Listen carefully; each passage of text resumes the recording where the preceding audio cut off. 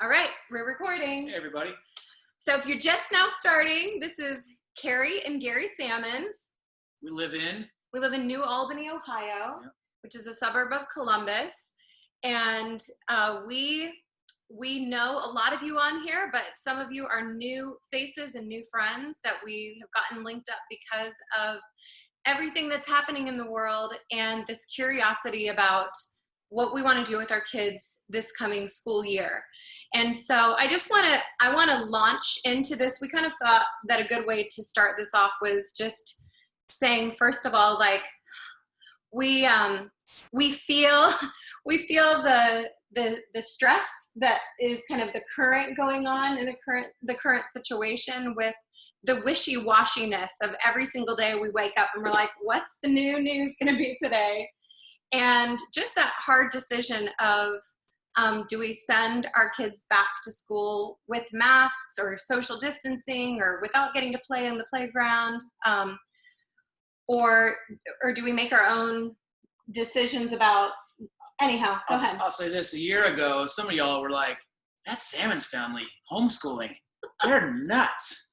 Flash forward 1 year and throw a little COVID-19 in the mix and we don't look so crazy, do we? Ha! It's like, oh, actually, homeschooling doesn't sound that bad.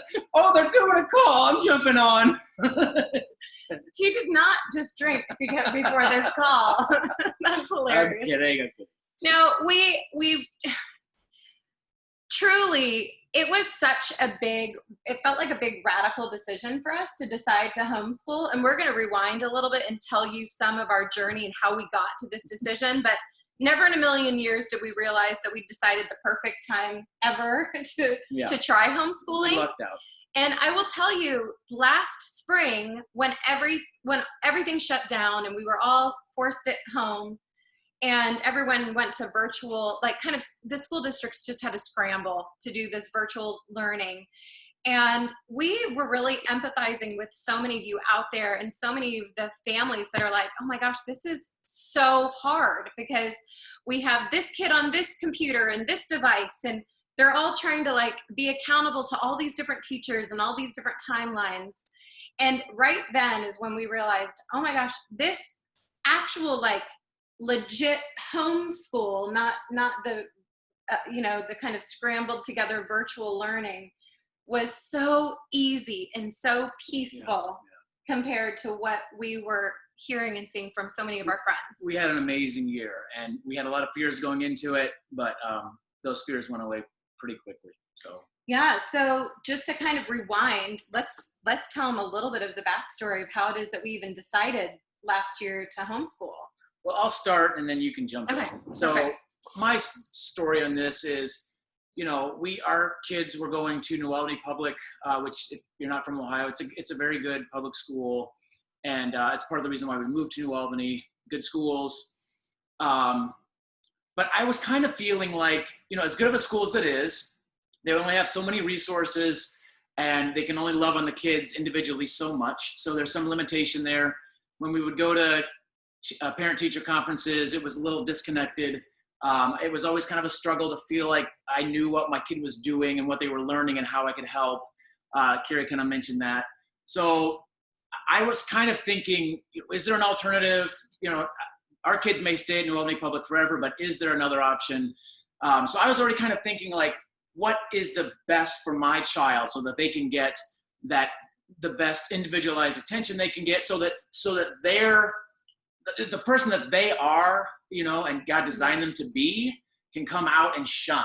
And there were a lot of moments when that happened at New Albany Public, but many times it didn't. So I wondered, I don't know if they're getting the best they can. Again, nothing against that particular school. It's a great school, but there are limitations. So all of the different options that I was kind of looking at, we considered, but didn't really consider.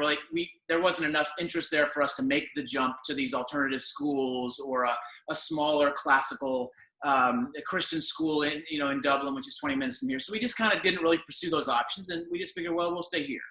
Yeah, and then right alongside the same time as that, our oldest daughter, Madeline, which by the way, our kids are going to be, we have Maddie, who's a rising 8th grader, Connor's a rising sixth grader, and Emily's a rising fourth grader. Okay, so girl, boy, girl. And Maddie, for several years, had actually been saying occasionally that she really wanted to be homeschooled. Yeah. And we were really surprised by that because she had a great friend group. She was getting really great grades, seemed really involved. But she was able, as she got older, she was able to start articulating things to me like, why am she was saying, why am I spending more time with my teachers than I do with my parents? And these things that I'm like, oh my gosh, our tween and soon to be teenager, now for sure teenagers, like basically communicating that she's missing the family. And she was just feeling, we could tell she was having a hard time putting it into words, but just that feeling of stress. Like she was saying, is this all that there is? Like I do school all day long, then I come home and do school, then I go to my activities, come home and do more schoolwork, wake up early in the morning and repeat the same thing, and then I'm going to go to college and do the same thing, and then I'm going to go do a job. And we were seeing this breaking point happening with her. And part of us were like, well, yeah, that's get what used you to do. it. That's what life. Welcome to the world. And then we felt like that in alignment with some of the other things that our heart was kind of, I don't know, just turning toward, that we're like, it doesn't have to you be know that what? way. And I told Gary, I said, you know what? I think sometimes we overcomplicate these things so much. We make them out to be such a big decision instead of just saying, it's 1 year. Like 1 year goes by so fast.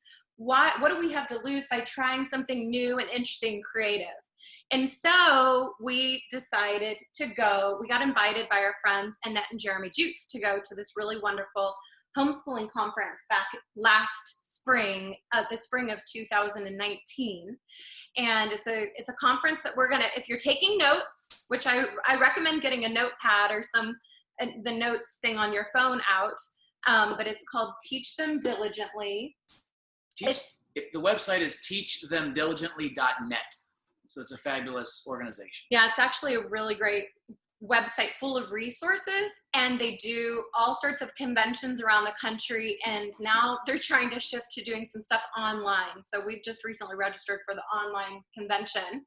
But we decided to go. We actually spent our spring break and we went to this homeschooling convention. And Maddie was wanting to homeschool. The other two kids were not really interested in it. And we were both on the fence. And I'll tell you what, the very first session we went to was called the 5 Flavors of Homeschooling.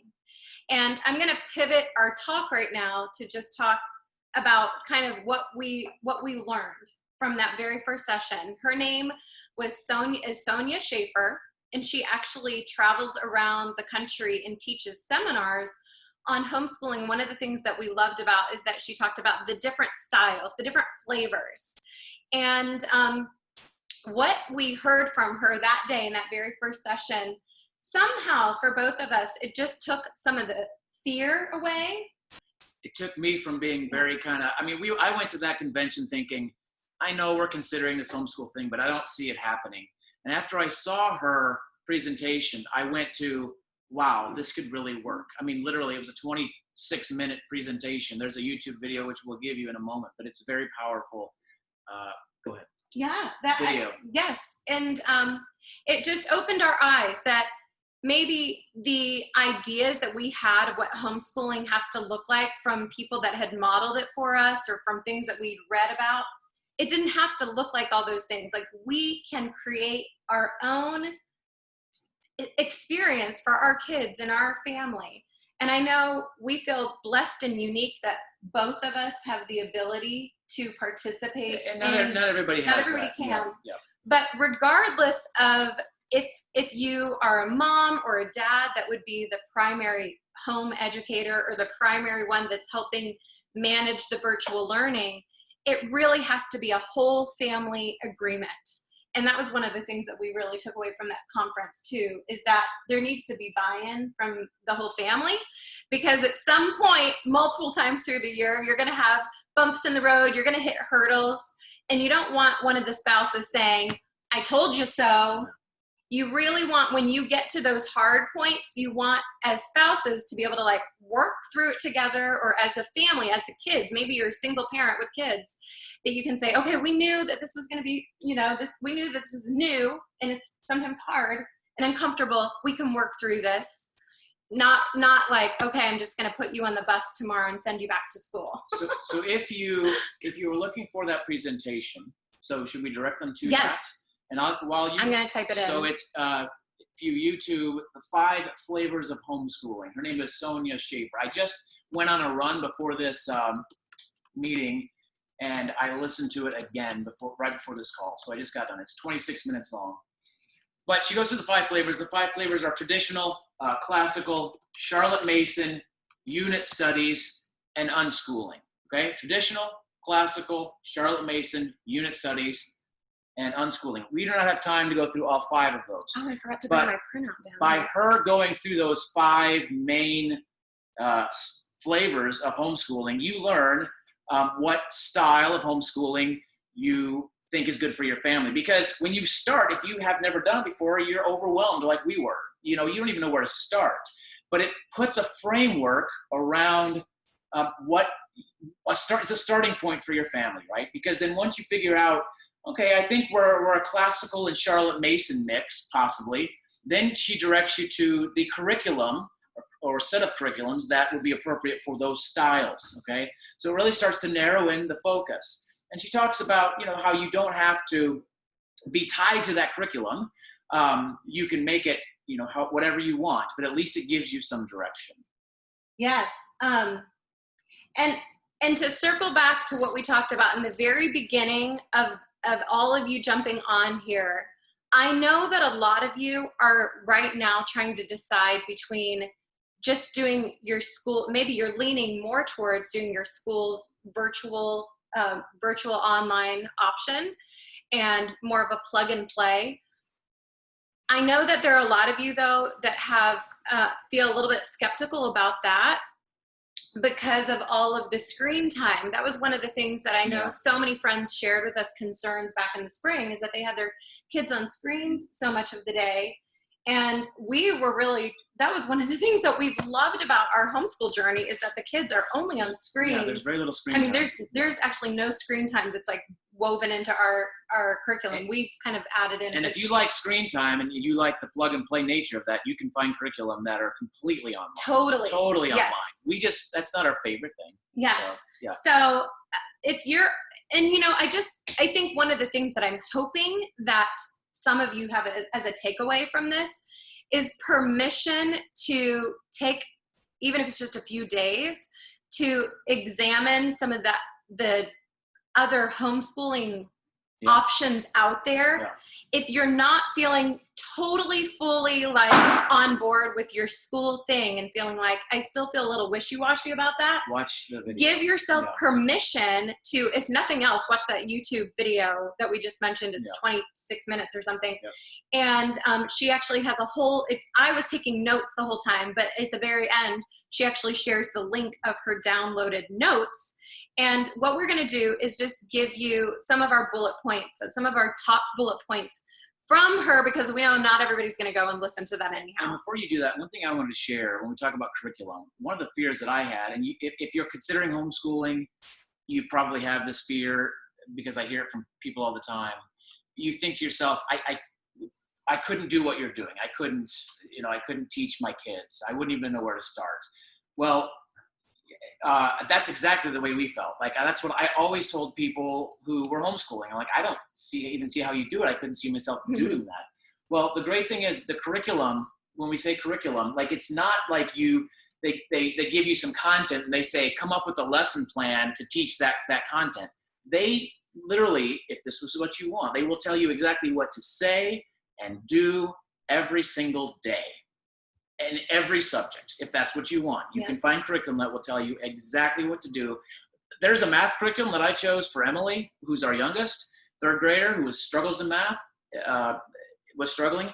And this curriculum says, do this, now say this. And it was awesome. And then once I got used to it, I didn't need to follow their script. So I say that to help you overcome that fear that you can't do it, okay? Because they'll tell you exactly what to do, all right? And by the way, you're the expert on your kids. Yeah, that's right. You know your kids best of all.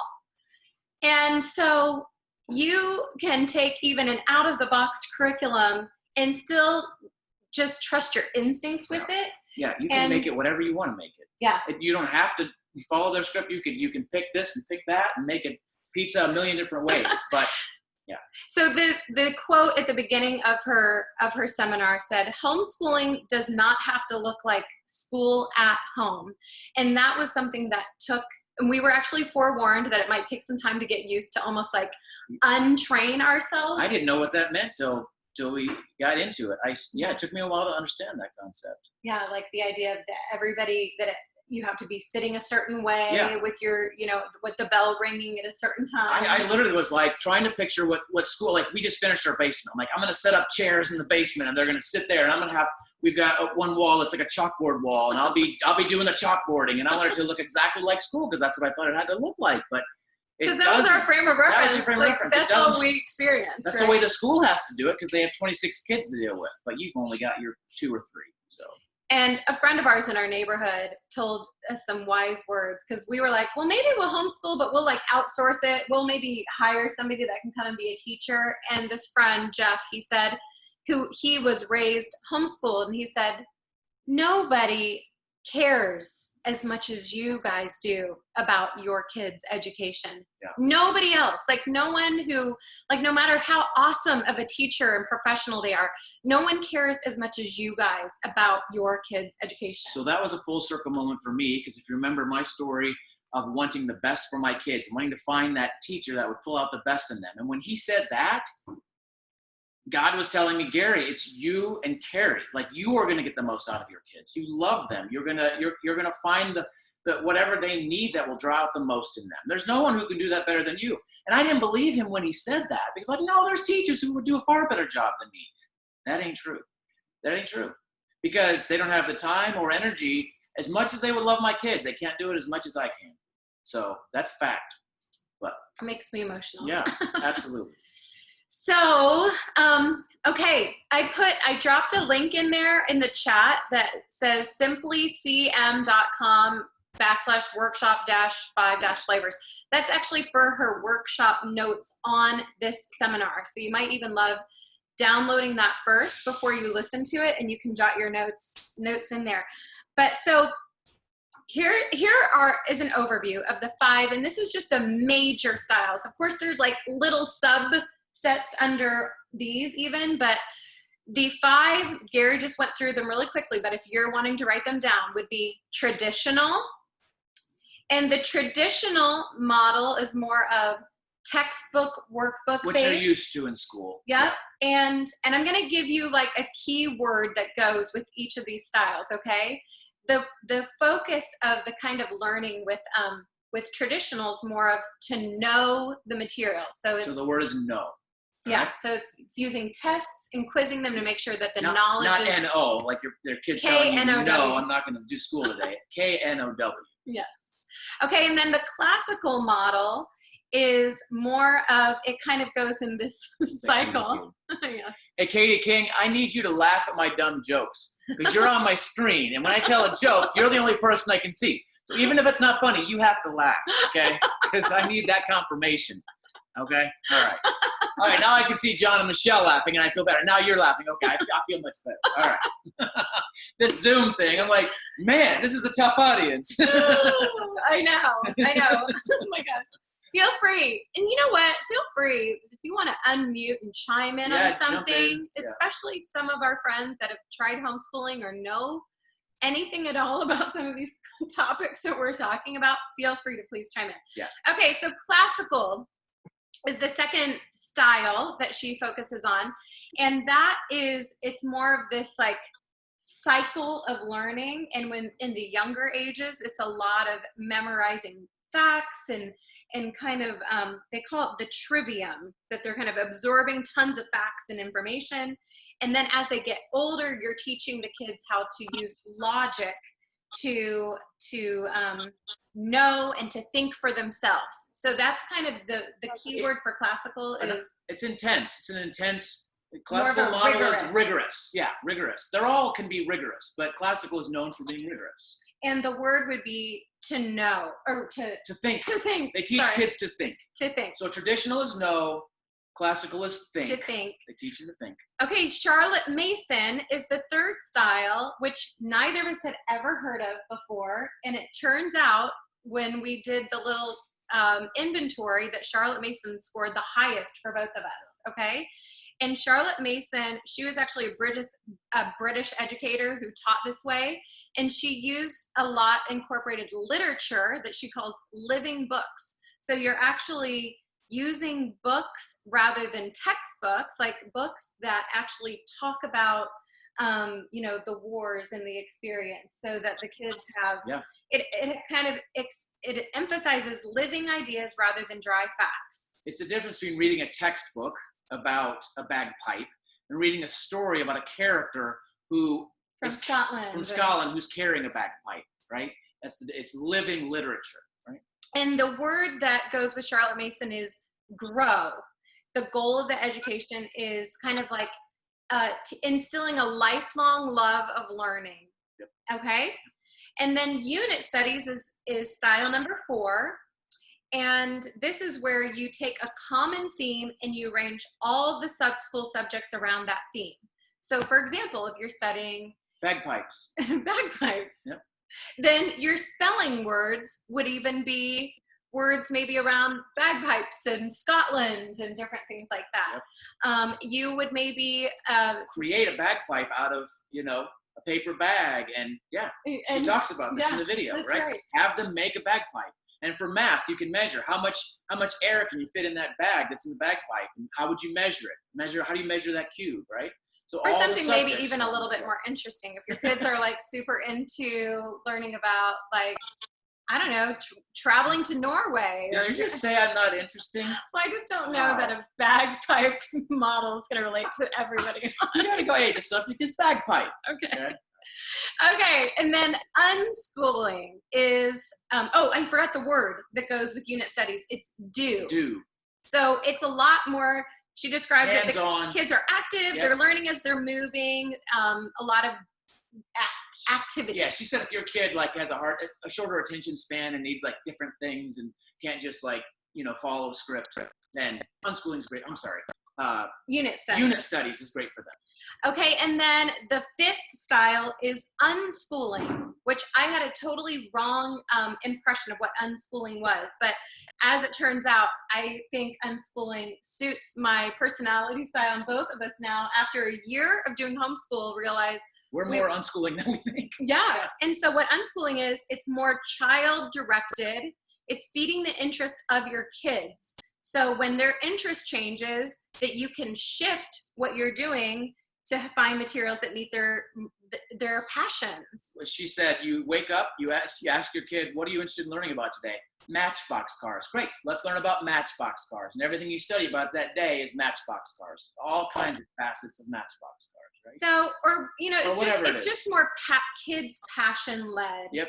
And it's more, somebody Yeah. even told me the example of, like, if you're studying Kenya, for example, like they kind of use the different studies, but like the unschooler would say, we're going to go to Kenya. Yeah. And like, that's how we're going to learn about it. We're going to go and like take a trip there and experience everything by being there. In the video, she says, if bagpipe is the topic for an unschooler, you get a bagpipe. That's how you learn about it. Yeah. And so the word for unschooling is live, learn through living. Yep. Okay. So one of the core takeaways is that we need to think about, you in particular need to think about like your values, your needs, your goals, what you like, what you don't like. Because guess what? Like, if you're the ones that are helping manage the education, you have to be teaching in a style that you find fascinating and fun for you. Yeah. And so there's a little inventory she has on there if you want to go the step further and watch that. But so do that. And one of the things that she addresses is that all of the different styles, no matter which flavor that you feel like you fall into, all of them can readily prepare kids for college. Yeah.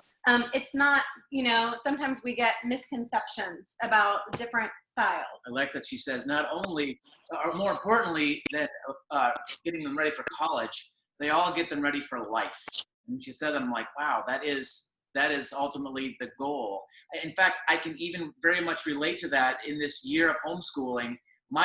So when they were in public school, traditional school, my thought was, I want them to get the best grades and the best test scores so they can get into the best, get into advanced classes in high school and then get into the best college and get the best job. My mindset has changed in the last year. When she said that, I'm like, yeah, I know what you mean. Like now my mindset is, I'm totally thinking about life for them. I mean, they may not even go to college. I just want them to be prepared for life and have a love of learning and a love of just living, right? Like so that's been kind of a great shift for us. So. And I am going to chime in. We actually keep the questions coming in the chat because I have the chat box open so I can see them. A question just came in. Are your kids complaining about their friends? Or I guess you're probably meaning like socialization. And so I think for us, we've always tried to be really intentional to be involved with youth group and young life and ballet and not ballet, but like dance and Girl Scouts and I-9 basketball. And, even with all the things closing down and canceling, we are really intentional to, we early on decided to find our quarantine team and to make sure that our kids had a pod of friends here in our neighborhood that they're playing with, because we think it's super important for everyone to have that social engagement. And this upcoming year, I've actually been chatting with several of our neighbors that are, whether they're doing their own homeschooling version or the online virtual, I said, we all need to collaborate and know who each other are so that we can even announce that like, hey, Gary and John Gigante are gonna do a kickball game tomorrow at noon in the green space. Anybody that wants to come. Or, hey, we're going to do a nature walk on Friday, and we're going to do leaf rubbings, and we're going to bring our nature journals, and anybody in the neighborhood that wants to come and join us, and those kind of things so that we can help to be social. And something that I learned on that, I had the same fear. That was a big fear of yours. Yeah, that was a huge fear of mine. Like, how can we take them out of their friend structure at school? But I realized, like, even our littlest, Emily, said towards the end of this homeschool year that we had, she's like, I realized that I wasn't really seeing my friends as much as I thought I was. It was mostly just for a short little period at recess. Otherwise, she was, in her structure of the classroom, not in free play. So because that was, they did voice that concern when we said we were going to homeschool, that they'd miss their friends. But they've come to realize they have just as much social interaction, but it's even more enriching, right? As she just described. And they have each other. Like, I don't know. I feel like the family they've got dynamics, each other too. Yeah. Sometimes we all drive each other a little bananas. Let's be honest. But that's with or without homeschool. Yeah. That's like in any household, right? And I feel like our family is much more close-knit coming through this. Sure. Yeah. And John, so if you hate your family, don't do homeschooling. But if you are willing to love them. Yeah. Okay. John, you just brought up a good question, and I'm going to actually address it right now. He said there seems to be a lot of value to each of these different styles. Are there ways to incorporate pieces of multiple or do you have to just choose one? No, you can have multiple. So the next little bullet point in our notes, by the way, we're really trying to do a good job staying on track with our, and then still have time for Q&A. So how to choose a curriculum. So now we've introduced you to these different styles. What Sonia has also done in those notes is that she said there are publishers that specifically cater to different styles. So she said, find the publishers that are creating curriculums for the styles that you're most drawn to, and then you can kind of narrow it down that way by rather than oh my gosh, when we went to that homeschool curriculum and walked into the one room that had all the different booths of people, it was overwhelming. And so, but this is to specifically answer your question, John. One of the things that she has a section on there is if you scored high in both Charlotte Mason and Unit unit studies, or if you really like the idea of classical and Charlotte Mason and some of these different things, then there's a whole section on her notes that even says the combination curriculums. And the curriculum that we chose is called My Father's World. Okay. It's a combination. And that is a combo. Yeah. And one of the reasons that we really were drawn to it is because this is how it went. We took that inventory. We both scored. Our highest score was Charlotte Mason, but Gary really loved the idea of the classical model. I scored like a 0 on classical. I like the idea of helping teach our kids to learn, but some of the examples she gave maybe were like, oh, it's too like, I don't know. It felt too stuffy for me. Yep. Okay, that's a good word. It's the stuffiest of the 5. So, but he was like, my attorney husband, he's like, I like that stuffy, rigorous kind of thing, And so we actually asked around, and we were guided toward the curriculum called My Father's World. Which is 3. Tell them the 3. It is Charlotte Mason, classical, and unit studies. So for us, that was a great combination. And because we liked principles of all of that. And then guess what? We've realized that we really embrace a lot of the the unschooling philosophies. Yeah. And so one of the things that we learned after just coming through our first year of homeschooling, and we really tried to, especially the first several months, what we liked about My Father's World is it's an out-of-the-box curriculum. And that's the thing. There's different styles of curriculum. Yes, tell them about that. So there's 3 different kinds of curriculum. There's like the out-of-box, where you basically just say like everything you need. Like our kids are these grades, and like just send us what we need, and like, okay, we're sending you, here's all the things that you need, and here's your teacher's manual that tells you every single day what you're supposed to follow. Of course, you can be flexible with it. Right. But we picked that because we were brand new to this, and we were starting out with our kids being older. The second kind of curriculum style that's out there is more of a mix and match. If you're like, ooh, I've heard really great things about SACS and math, and I really like apology of science, and I really want to do this social studies kind of curriculum, and so you can kind of put together already existing like ready-made components put together. And then the third is like the make it from scratch, homemade, which means like what we're talking about is like make your own curriculum up. You make it up. Some people hear that and they're like, whoa, that sounds amazing. And other people will be like, that scares the heck out of me. I do not want to make it up. Okay. Yeah. So that also kind of ask yourself those questions, like which of them gives you the most peace of mind?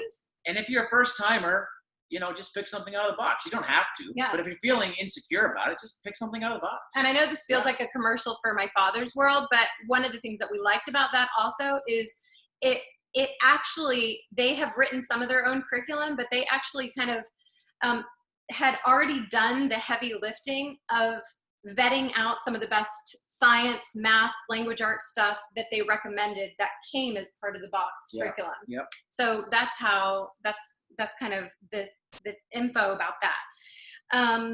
So I'm gonna get into resources. Yes. And actually, will you tell a little bit, speaking of curriculum, about math? Will you tell we can jump right there. So math, so the way we broke up our work, I covered math and language arts. She covered all the fun stuff. She covered science and social studies and Bible and those other subjects. And I covered math and language arts. So she wanted me to share about math because there are a lot of different math curriculums out there. And just like with any other subject, every child learns differently. And math just seems to be one of those subjects that you can really fine tune the learning for your child. So there are a lot out there. We ended up. By the way, Abby Jo is on here, and she helped to guide us. I was going to say that. Our math journey. Abby Jo, actually, you may not know this, but we had a conversation about a particular math curriculum called Beast Academy. Well, no, I take that back. We were using a curriculum called Beast Academy, and you were using it also with your child. So Beast Academy is pretty rigorous. I love the concept because it really gets a kid to think and solve. It's all about solving problems because that's what math is. It teaches a human being to solve problems. And it's not about memorizing math. So Beast Academy takes that and puts it on steroids, right, Abby Jo? So I use that with Connor for his first semester, but he and I were butting heads like crazy because I was like, sit there and solve it. And he's like, I've spent a half an hour on this problem. I don't care. Take another half an hour. And that's an exaggeration, but we did butt heads. So eventually, and this was at Abby Jo's prompting, because I think she did the same thing with her child. She said, we're going to try something different for a little bit. And so that took the relief off of me to try something different. Long story short, my point in saying that is you want to tailor the math curriculum to your child, just like any other subject.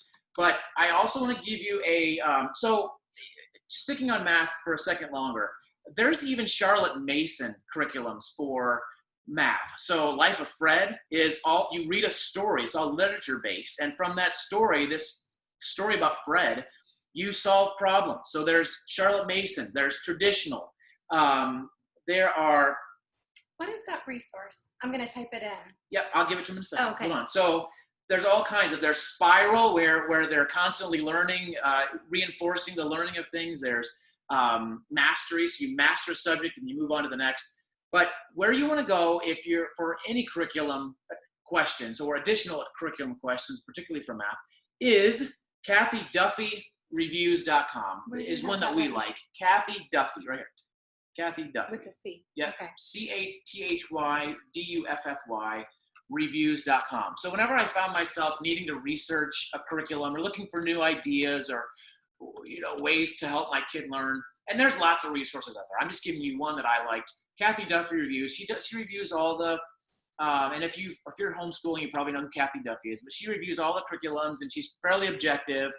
And she'll give you her top 10, but she analyzes why she likes those particular curriculums. So regardless of what the subject is. Yeah. I want to mention teaching textbooks, because any of you out here that are super, like you would say, I would do homeschooling except if it weren't for math, and math just makes me nervous to think of being in charge of all those different subjects and math. Yeah. Because math can be time consuming, because you really need, for our three kids, it needs to be like individual time. Yeah. With Madeline now can do most on her own. Connor can do a lot on his own. But teaching textbooks is one that we were told about. We didn't end up using it.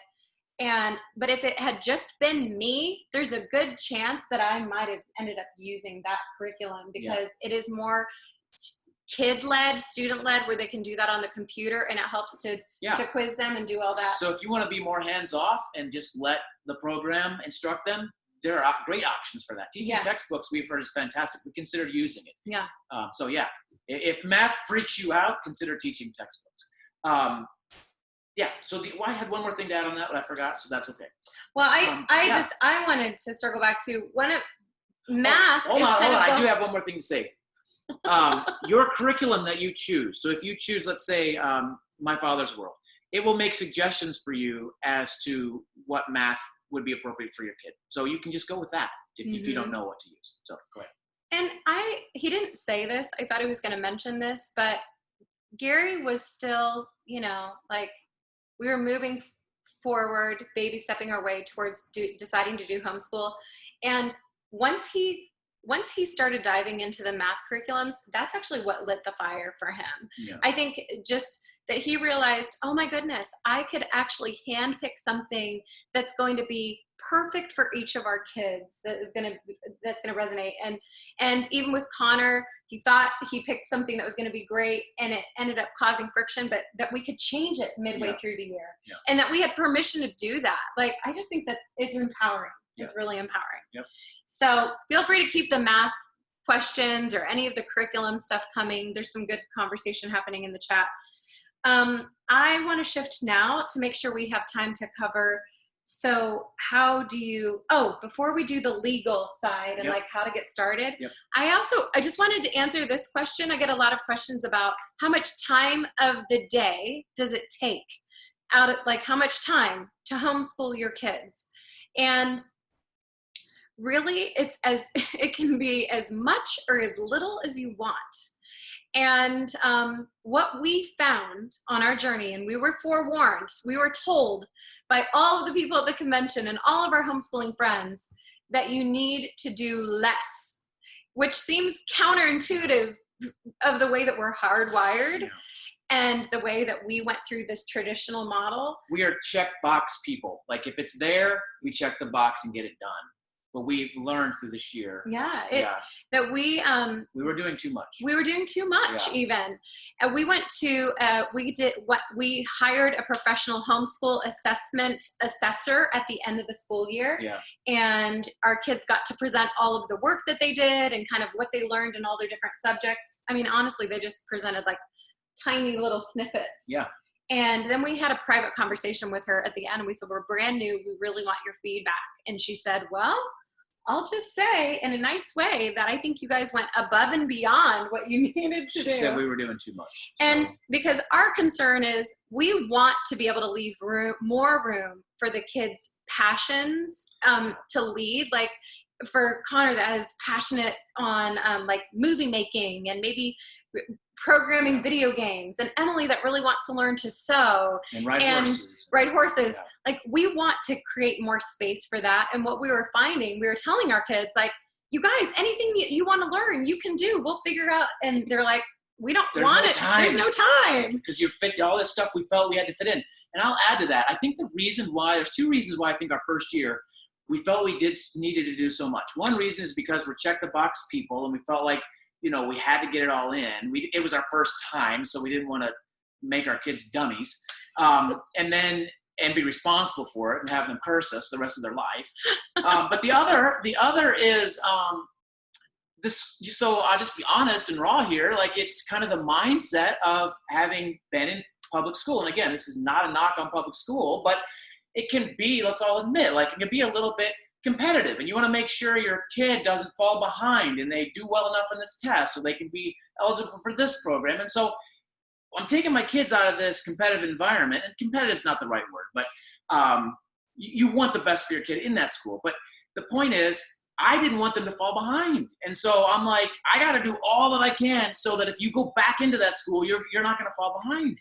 But towards the end of the year, midway through, we started realizing, at least I did, I don't care about that anymore. Like Kari said, I want them to learn what they want to learn and what passions they have and their love of learning. If it's horses, go learn about horses. I don't care. Like just go learn something. Learn the basics, but so we're shifting our mindset, and it's really freeing. It's really, really freeing. And that's been one of the incredible joys of homeschooling. It does get me emotional, but yeah, it's been awesome to be able to do that. So yeah. So and that's like our prayer request is that we can even do a better job. We're going to do way better this year. We're going to do way better this year. And it's hard. I mean, it's easier said than done sometimes because we're getting this out of the box curriculum, and it gives you this beautiful, actually, I love every single thing that it suggests for us to teach. It's hard to figure out what to leave out. But they always give you too much. They give you more than you need. They don't want to give you too little, so they give you too much and let you cut out. Well, we weren't cutting much out. So, yeah. Yeah. Or what we were cutting out was the fun stuff. Like, we didn't have time to get to the art project and the cooking demonstration and some of those things that were, those are the things that our kids probably would have had the most fun with and would have been really meaningful. So the question was, how much time do you spend? Well, we were spending too much. How much should you spend, Kari? It's hard to answer that question, but if you have middle school, high schooler kids, you're going to spend a little bit longer because they're going to have some extra subjects. Like their science and their math maybe takes a little bit longer. They might have some more additional reading. But really, we were told 3 to 4 hours, even as your kids get older, is really what it should be. Per day. And if your kids are much younger, like if your kids are preschool, early elementary, it could be 2 hours a day and you'd be done. And for a first year person, I think that can be hard to do. But you can do that. You can be really efficient and do that. Our kids never had homework. I think Madeline might have had homework just because she put stuff off every now and then. But our kids really didn't have homework. You finish it during the day and then go play. Go do your dance, go do your sports. So that was also nice to not have homework and not have a stressful morning, not have a stressful night. I don't know. I just feel like the stressors of sometimes our only quality time with the kids during school was the morning before we're rushing them out the door onto the bus, and then the rushing them back to get their homework done before we rush them to the next activity. And it was really nice to not have those other stressors. And now that everything's closed down, well, we're just all together all the time. So you want to tick through? Yes. I can tick through. So yes. Okay. Some resources as you think about. Go ahead. I was just going to say, for sure, he's now going to share how do you begin the journey. Okay. So for some of you, if you're doing your school's virtual learning, they'll walk you through all this. But if you're really considering doing your own thing, you're doing your own homeschool curriculum, then we want to walk you through kind of the legal side and how to actually get it kickstarted. I'm going to do some screen sharing. Yeah. Okay. The first thing I'll share with you is there is an awesome website or an awesome organization called Homeschool Legal Defense Association. It sounds like a fun organization. I'm sure their gala events are a hoot. Homeschool Legal Defense Association, hslda.org, hslda.org. But they truly are an awesome organization. They are dedicated to representing and defending legally homeschooling families, because you live in a country where, we have a Canadian in here, our enemy to the north, friendly neighbor to the north, but most of you are American, and I don't know what it's like up there, but probably really nice and just so friendly. Yes, we're going to come visit you. Yeah. But, in America, there are some states, and I'll talk about this in a second, where they're not super friendly to homeschoolers, right? They want you to participate in the structured public school system. So hslda.org, that organization will help you with any issues you have at any time with your local school district or your state or your city in your choice to homeschool, or as you are homeschooling, what your requirements are. If you're given any flack by anybody about homeschooling, you contact HSLDA and they'll help you out. Now, they have a lot of free, she's showing you right now, a lot of free information here, which you can access tonight or whenever you want. But if you can also become a member of HSLDA. I think it's only like $60 a year, or maybe even cheaper. It's not much.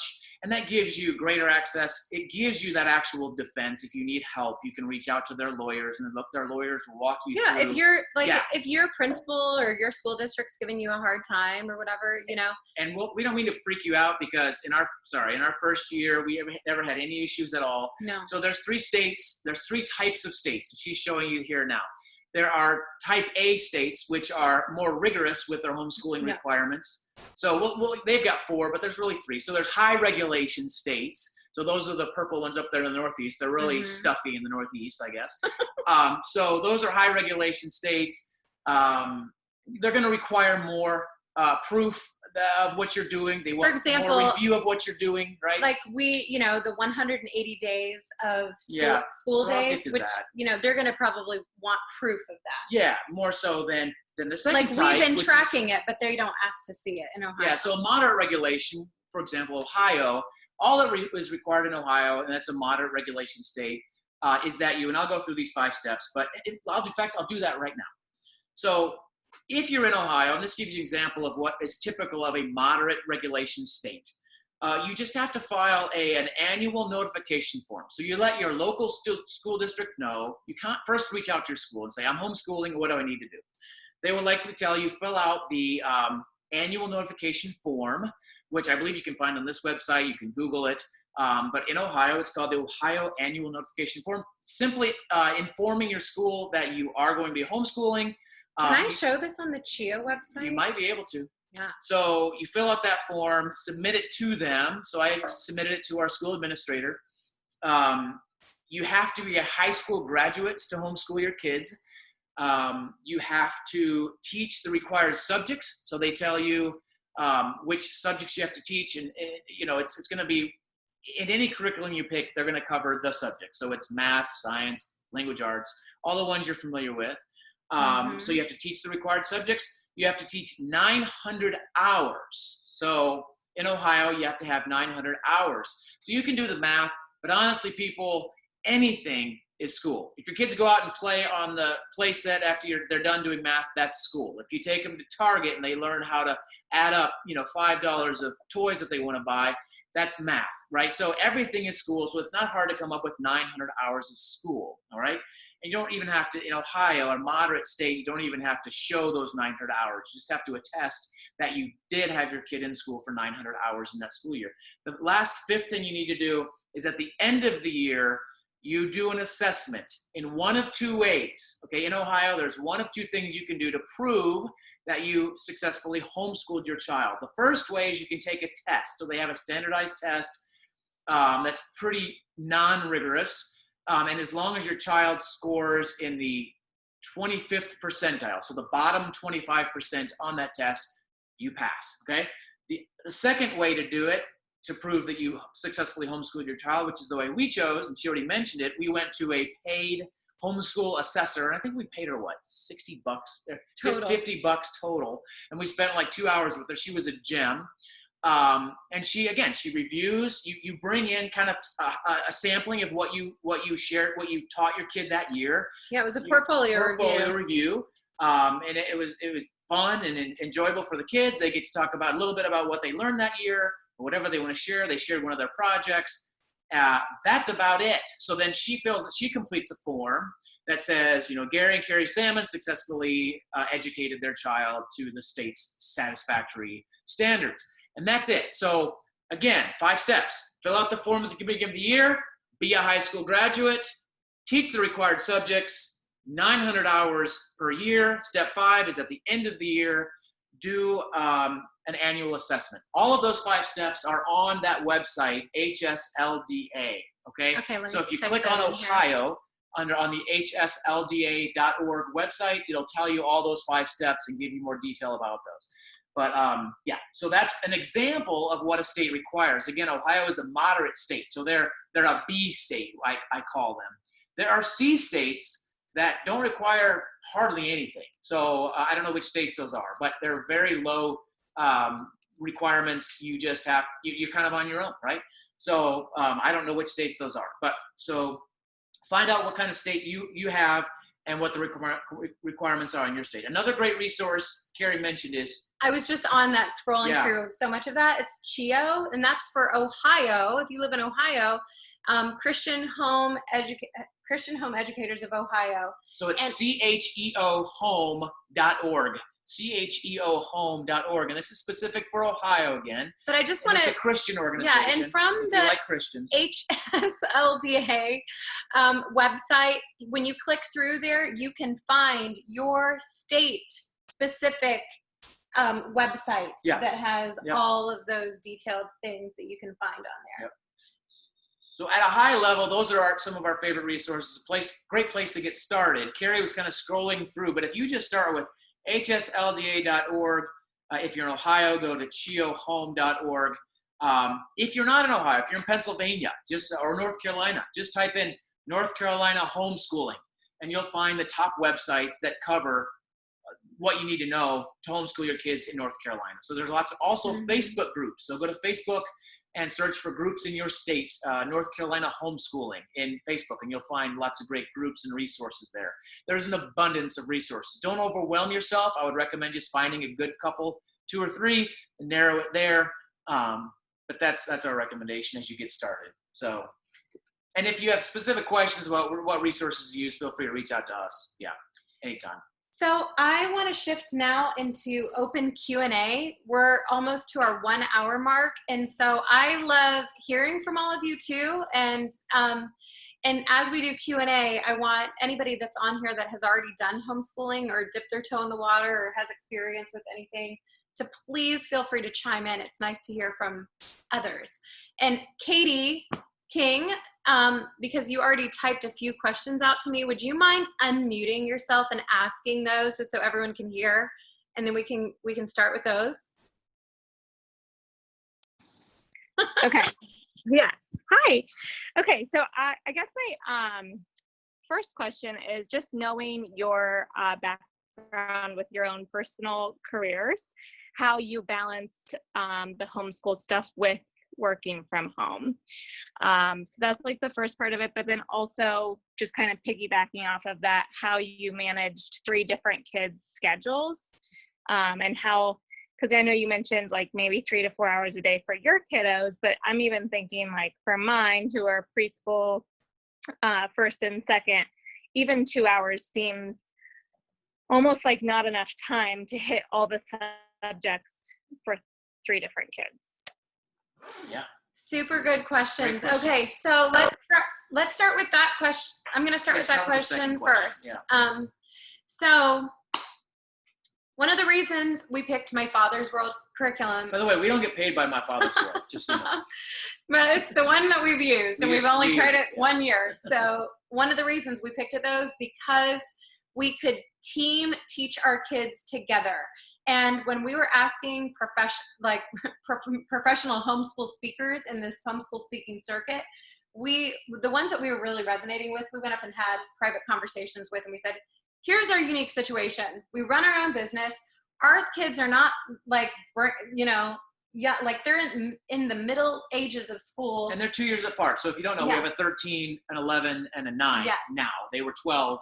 And so My Father's World, the way that they have that curriculum grouped is that they say if you have 2nd grader through 8th grader, that you can actually teach them all together. And that's how the curriculum's written. So that actually really appealed to us. There's another curriculum that we were considering called Sunlight, SONLIGHT. That's also a Charlotte Mason base with unit studies and, some of those other, maybe classical. And that one was the one you could also team teach your kids together. So we were considering that as well.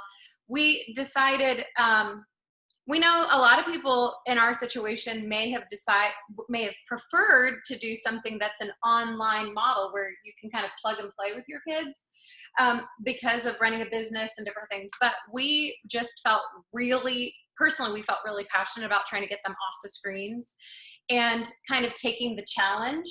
And we just looked at it as like, hey, this is just 1 year. Let's give it a try. To be even more specific, so what we did, can I tell them how we, our schedule, what we did, for those who don't know, Katie knows, but we do have our own at-home business. And so we would, I would take the morning shift and get out and do work. John Giganti would see me at Starbucks in the morning, a lot of mornings, but I would get out of the house and work in the morning while she would cover her subjects.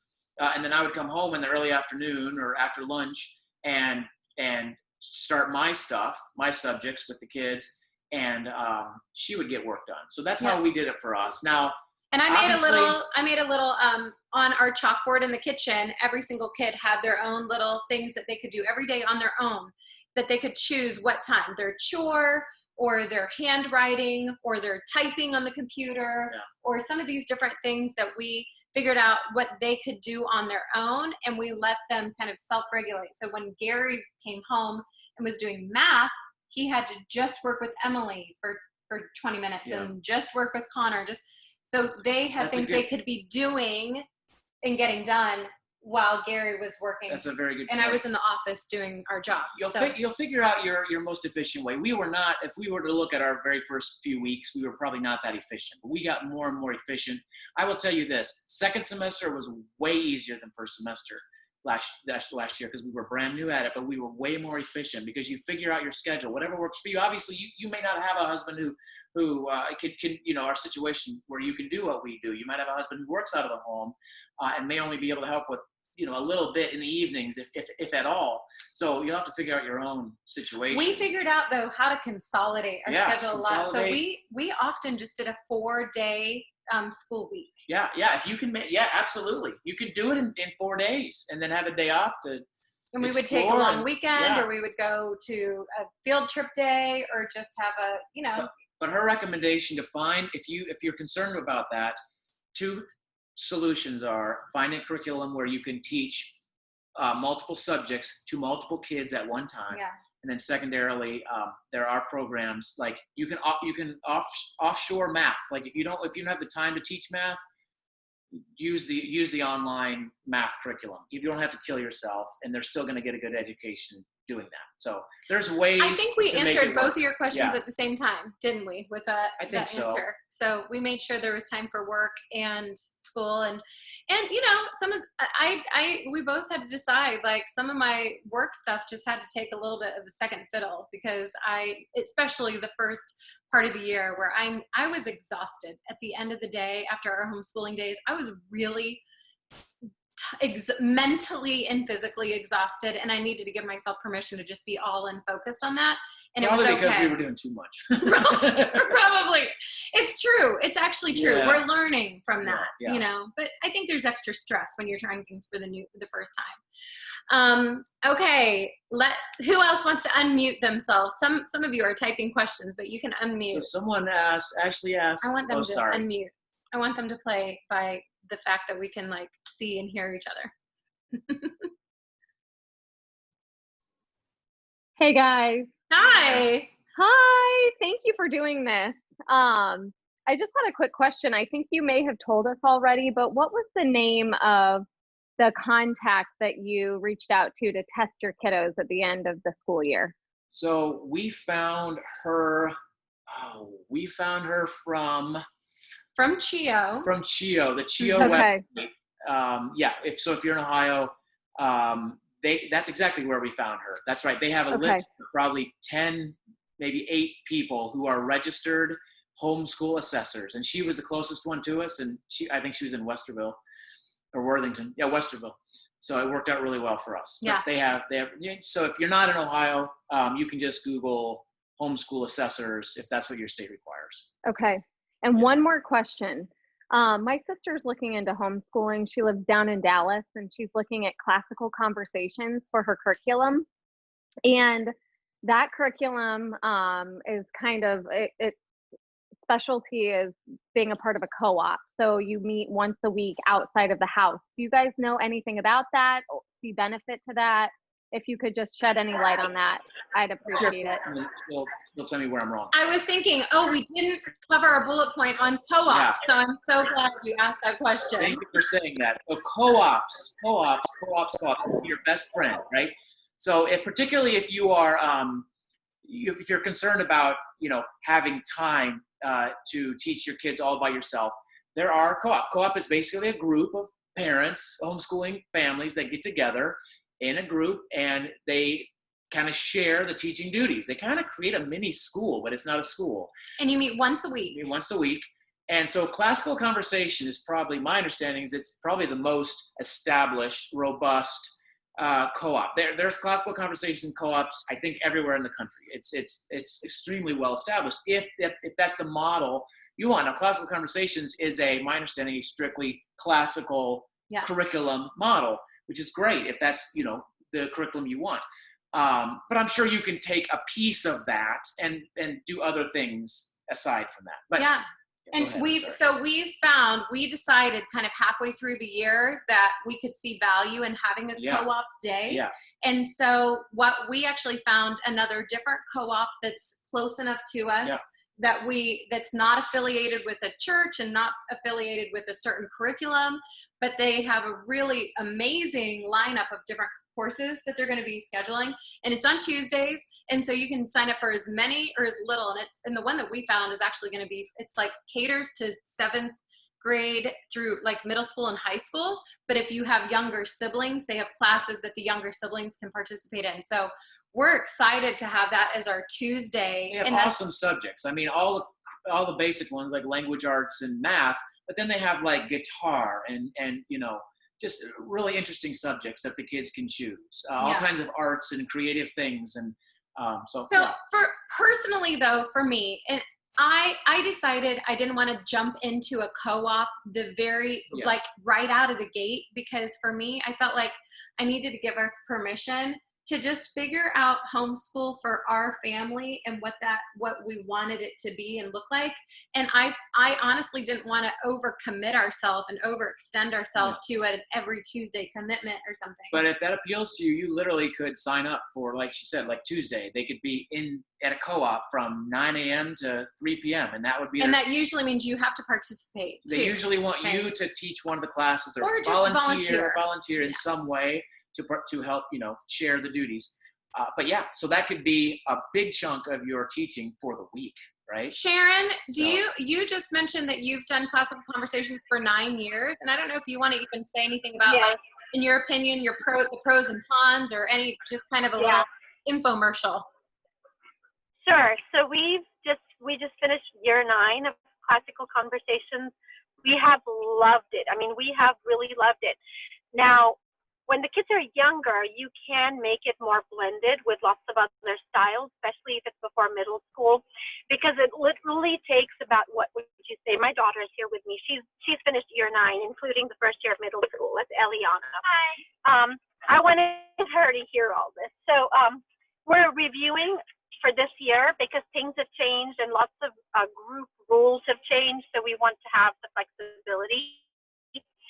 But once you get into middle school years, it's more rigorous with your time. I think you were spending, about 4 hours a day doing school? 4 hours a day because you have so many different subjects such as Latin, geography, you're drawing your own maps. And I love the curriculum because it does teach you to think. And I really, if you're a Christian, then for me, what was important is the curriculum really tends itself to creating an apologist out of you, where you really know how to defend what you believe and stand up for what you believe. And that meant a lot. But when the kids were younger,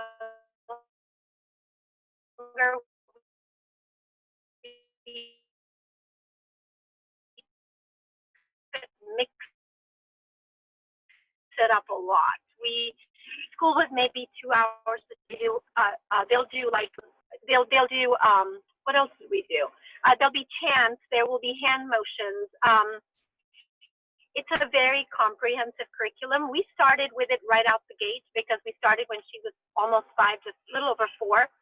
And I was so overwhelmed by the thought of homeschooling. It was so foreign to me. I was not raised in this country. I was raised in India with a more British style educational system. I really didn't know anything about this, so it was overwhelming. So to go to a class once a week was really helpful. And the CC curriculum is very complete in itself. All you have to do outside of that is add in practical English as far as learning how to read. That's part of it, doing your spelling. But you do all your grammar rules, etc. at CC. Your math, you have to learn the math, practical math, as far as adding, subtracting, and your numbers. But the rest of it you can do at CC. And then it covers pretty much everything. So I just could go to my guide and see what my grammar was for that week, and we would practice it many different ways. We would play a lot of fun review games.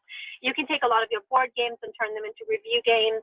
So it's wonderful, but once you get older, and last year we felt the drag a little bit because it was our first year in middle school, and I felt like Eliana was doing school at the beginning of the year. It was literally like 6 hours a day. I was over it. I was over it the first semester because it just felt so long. There was not enough time for anything else. But she got more efficient.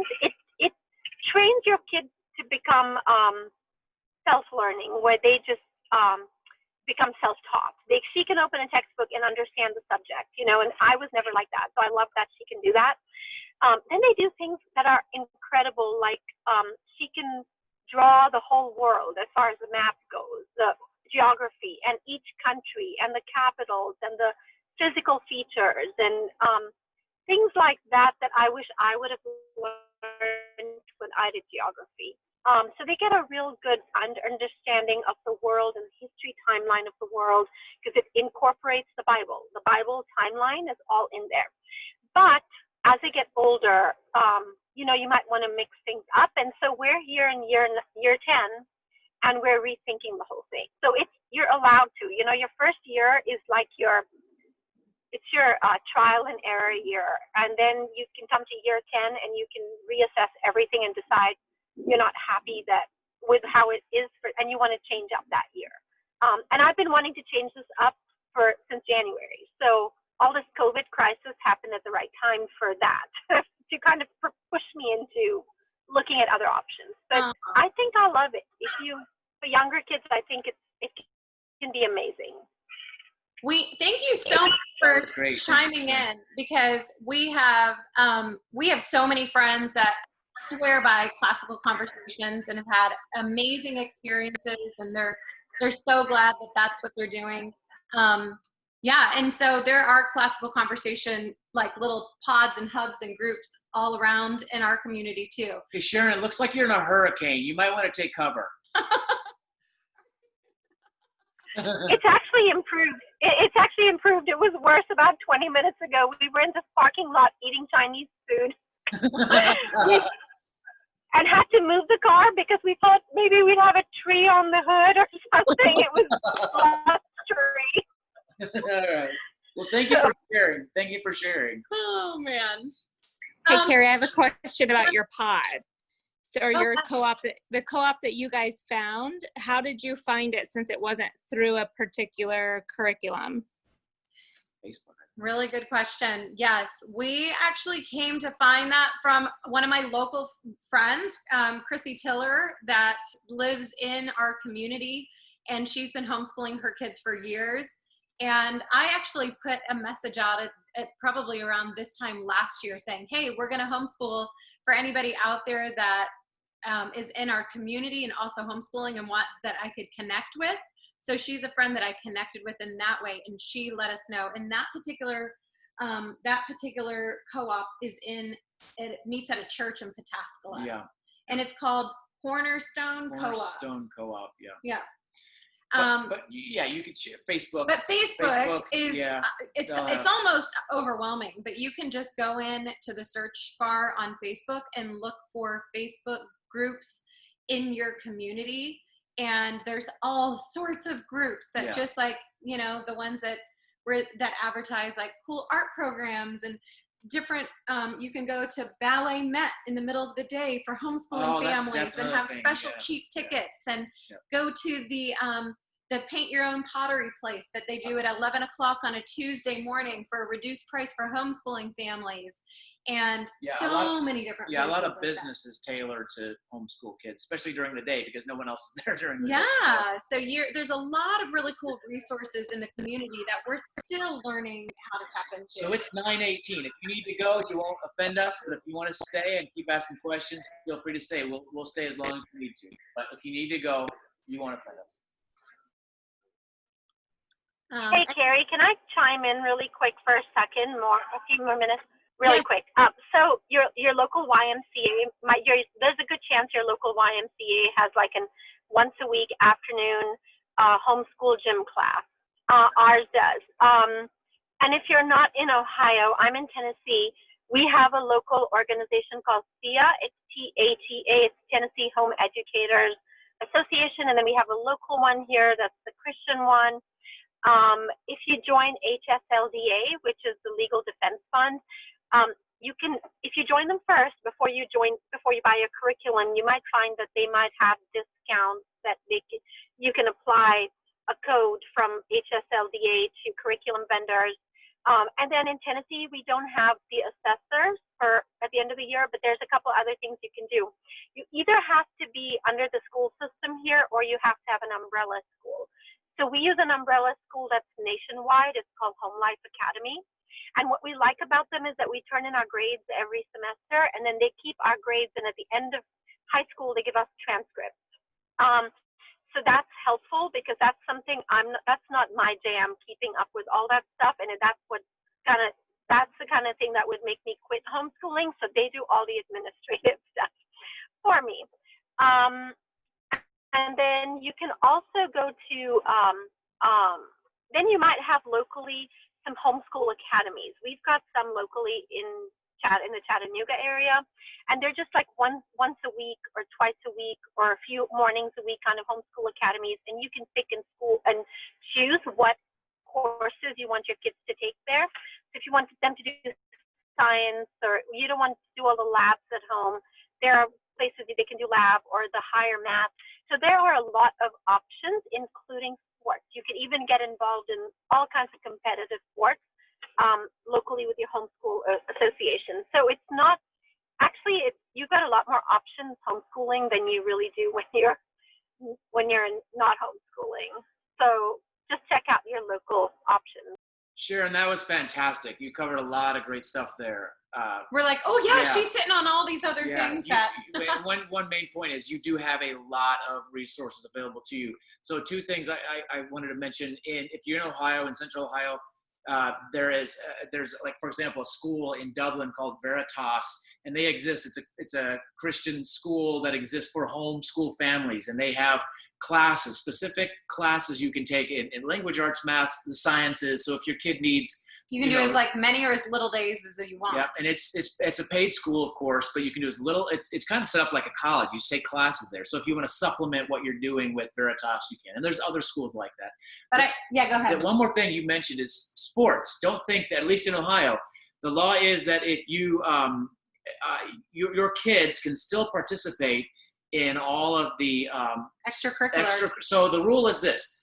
You're not allowed to have, if you're homeschooling your kid, they're not allowed to participate in anything during school hours. So if the school hours are 9 to 3:30. Which, actually, I think the law would, if you push it, the law works in favor of you participating. What we were told was by the school is 9 to 3:30, your kids can't participate. You could probably break into that. But they said anything after 3:30 or before 9. So if it's a band that happens before school, or if it's a sporting activity that happens after school, your kid can participate in those activities. Musical theater, whatever it is. So you're still a part of that school district. You just happen to take the burden off of the school of teaching your kid, but yet you still pay the taxes. Oh, yeah. Good stuff. Is this generating any additional questions that people can think of right at the moment? I know we've gotten to cover a lot of good stuff here. Okay. Well, let's go ahead and stop the recording. I'm so glad we got to have this hangout time together. And we're going to share this link somewhere. I'm going to share it in the comments of my Facebook page so you guys can have this to share with anybody else that might want to that you might feel like might be blessed by this information. Okay?